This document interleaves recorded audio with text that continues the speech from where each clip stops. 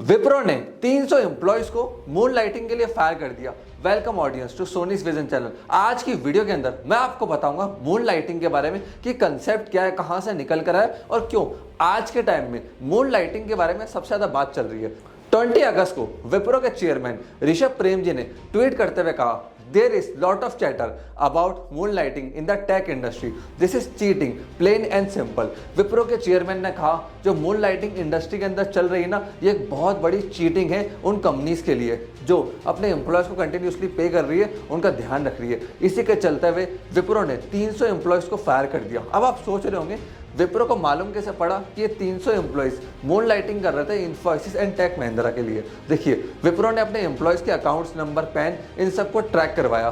Track के through उनको मालूम पड़ा कि कहाँ से पैसा उनके बैंक अकाउंट में आ रहा है। वहीं से वो ट्रेस कर पाए कि ये एम्प्लॉयज़ मून लाइटिंग कर रहे हैं इन्फोसिस एंड टेक महिंद्रा के लिए। लेटर ऑन विप्रो ने एक चांस भी दिया उन एम्प्लॉयज़ को कि आप चाहो तो अपनी एविडेंस रखते हुए हर चीज को प्रूफ कर सकते हो कि आप मून लाइटिंग कर रहे थे या नहीं कर रहे थे। करंटली उन्होंने उनको फायर कर दिया। अब मैं आपको legal expect plus ethical expect समझाऊंगा इस इंडस्ट्री के, प्लस मून लाइटिंग होती क्या है। देखिए, मून लाइटिंग क्या होती है, मेरे पास कोई अच्छी स्किल है, मैं एक कंपनी के अंदर जॉब कर रहा हूँ। अब होता क्या है, 10 to 7 जॉब करने के बाद रात को जो मेरा टाइम बचता है, 7 o'clock के बाद जो मेरा टाइम बचता है, मैं किसी और कंपनी को दे रहा हूँ, वहाँ पे कुछ काम कर रहा हूँ, वहाँ पे उनके लिए कोडिंग कर रहा हूँ, उनको कोई सर्विस प्रोवाइड कर रहा हूँ। अब मून लाइटिंग दो तरीके से होती है। एक होता है लोअर लेवल एम्प्लॉयज़, वो लोग क्या करते हैं, एक जॉब करने के बाद दूसरी जॉब करते हैं। और एक होता है सीनियर लेवल एम्प्लॉय जो कोई काम नहीं करता है बट उसके पास सारी इन्फॉर्मेशन, नॉलेज होती है बिजनेस को रन करने की, कंपनी को रन करने की। अब वो क्या करते हैं, जो इन्फॉर्मेशन उनके पास है, टेक्निकल नो हाउ उनके पास है, वो दूसरे कॉम्पिटिटर्स को जाके दे देते हैं।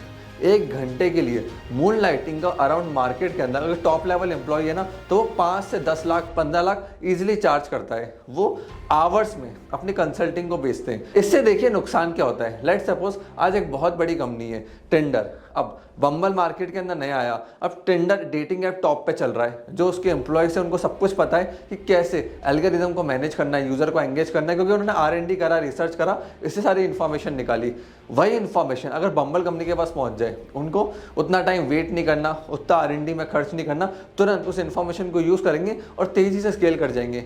एक और एग्जांपल लेते हैं, सैमसंग का कोई एम्प्लॉई है जिसको AI के बारे में मालूम पड़ गया कि इस फीचर को लगाने से मोबाइल में बेनिफिट मिलता है, मोबाइल इतना एफिशिएंटली वर्क करता है। वो इन्फॉर्मेशन उन्होंने वीवो की कंपनी को दे दी, किसी एम्प्लॉय को। अब इससे कंपनीज को नुकसान क्या है, जो सैमसंग ने पैसा खर्च करा R&D के अंदर, वो पैसा वीवो कंपनी को नहीं लगाना। इससे वीवो कंपनी का बहुत सारा पैसा बचा, उनकी प्रॉफिटेबिलिटी बढ़ी। कुछ लाखों करोड़ रुपए खर्च करके घंटे का उन्होंने वो क्रिटिकल एडवाइस ले ली।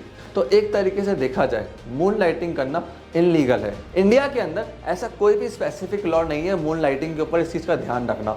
इंडियन जो कॉन्ट्रैक्ट एक्ट होता है ना, उसके अंदर कंपनीज 2 एग्रीमेंट साइन करवाती है, एक NDA और एक NCA। अब NDA के अंदर क्या होता है कि आप कोई कंपनी की क्रिटिकल इन्फॉर्मेशन को डिस्क्लोज नहीं कर सकते मार्केट के अंदर जाके, ये सबसे इंपॉर्टेंट क्लॉज होता है। दूसरा, नॉन कम्पीटिंग क्लॉज, मतलब कॉम्पिटिटर के साथ आप काम नहीं कर सकते जब आप सेम कंपनी के साथ एम्प्लॉयमेंट के अंदर हो। इसलिए मैं कहता हूँ अगर आप एक स्टार्टअप है, छोटा बिजनेस है, बिजनेस को चालू करा है, तो एग्रीमेंट्स हमेशा स्ट्रांग रखो। एग्रीमेंट स्ट्रांग नहीं होंगे ना, तो आप एम्प्लॉयज़ को फायर नहीं कर सकते, उनके खिलाफ एक्शन नहीं ले सकते हो। अगर आप एक स्टार्टअप ओनर हो, CEO, फाउंडर हो, बिजनेस को रन कर रहे हो, एंटरप्रेन्योर हो और कॉन्ट्रैक्ट ड्राफ्टिंग के बारे में और जानना है, तो हमारा एक चैनल है सोनीज विजन लीगल। ये सोनीज विजन लीगल को आप सब्सक्राइब कर सकते हो।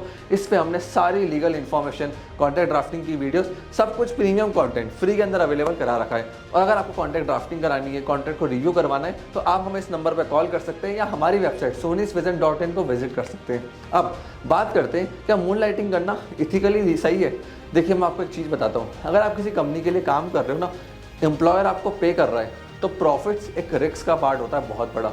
वो एक बहुत बड़ी अपने पर लायबिलिटी लेके चल रहे हैं, फिर भी उसके बाद वो आपको पेमेंट कर रहे हैं। अगर आप उसी कंपनी के लिए एक्स्ट्रा आवर्स दोगे, डेडिकेशन दोगे, हार्डवर्क करोगे, तो हो सकता है वहाँ पे आपको एक्स्ट्रा पेमेंट मिले, प्रमोशन मिले, हर चीज़ मिले।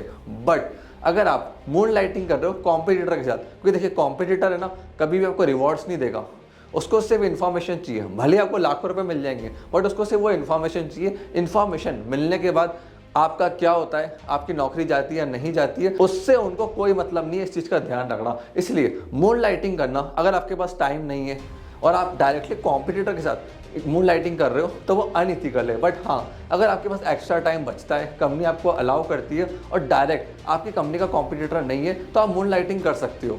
इसके ऊपर एक बहुत अच्छी पॉलिसी स्विगी ने बनाई है। उन्होंने कहा है कि अगर एम्प्लॉयज़ के पास टाइम है और वो मून लाइटिंग करना चाहते हैं तो वो कर सकते हैं, बट वो हमारे कॉम्पिटिटर के साथ कोई इन्फॉर्मेशन शेयर नहीं करेंगे और मून लाइटिंग करने से पहले वो कंपनी को इन्फॉर्मेशन प्रोवाइड करेंगे कि हम इस क्लाइंट के लिए काम कर रहे हैं, इसको ये इन्फॉर्मेशन प्रोवाइड कर रहे हैं, जिससे कंपनी की क्रिटिकल इन्फॉर्मेशन बाहर ना निकले। कंपनी का कोई रिसर्च डेटा, क्रिटिकल इन्फॉर्मेशन बाहर नहीं जा सकती। हाँ, वो अपने स्किल के बेसिस पे मून लाइटिंग कर सकते हैं, किसी और को कंसल्टिंग एंड एडवाइस कर सकते हैं। मून लाइटिंग इंडिया में बढ़ी कैसे? देखिए, जब कोविड आया था ना, तब सारे एम्प्लॉयज़ वर्क फ्रॉम होम कर रहे थे। एम्प्लॉयज़ के पास टाइम बढ़ गया क्योंकि ट्रैवलिंग टाइम रिड्यूस हो गया। अब उससे हुआ क्या, देखिए, जब उनको एक्स्ट्रा टाइम मिला ना, तो उन्होंने उस टाइम को मून लाइटिंग में इन्वेस्ट करना चालू कर दिया। तभी तो बड़ी बड़ी कंपनीज जैसे TCS, विप्रो, इन्फोसिस ये नहीं चाहते कि अब एम्प्लॉयज़ वर्क फ्रॉम होम करें, और ये चाहते हैं कि एम्प्लॉयज़ वापस ऑफिस के अंदर आए, जिनसे वहाँ उनको एक कल्चर मिले, रिवॉर्ड मिले, रिकॉग्निशन मिले, ताकि वो वापस उसी कंपनी के लिए डेडिकेटेड हो जाए और अपना पूरा टाइम उस कंपनी के लिए दे एंड अपने एम्प्लॉयज़ को अच्छे से ट्रैक भी कर पाए। अब मैं आपसे जानना चाहता हूँ, क्या मून लाइटिंग करना सही है या गलत है?